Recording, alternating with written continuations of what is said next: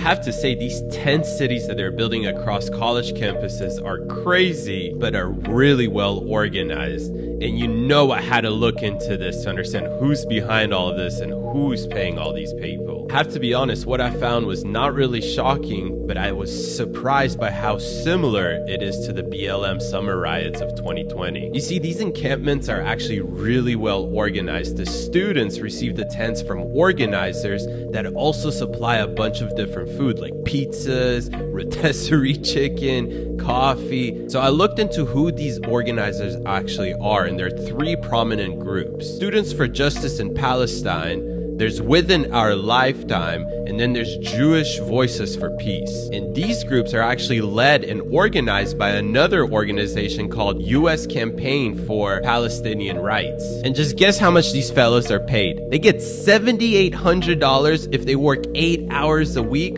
on some kind of Palestinian campaign. Makes you rethink what the hell you're doing with your life. And across these campuses, we've seen these fellows speak out at various events. Nita Laffey, Craig Morton, Malik Afina. So where the hell does USCPR even get this money to pay these fellows that much money? And who funds Students for Justice in Palestine and these other organizations? Here's where it really gets interesting. Almost all of their funding comes from rich, elite investors such as George Soros, Howard Horowitz, and members of the Rockefeller family. And isn't that ironic on its own? You see, George Soros' Open Society Foundation, along with Rockefeller's Brother Fund, gave $700,000 to these organizations. And we know now that the Open Society Foundation isn't run by George Soros anymore. It's actually run by his brother Alex Soros and his partners Huma Abedin, with direct ties to the Muslim Brotherhood. As they say, the apple doesn't fall far from the tree. Now, the Open Society Foundation also funneled $20 million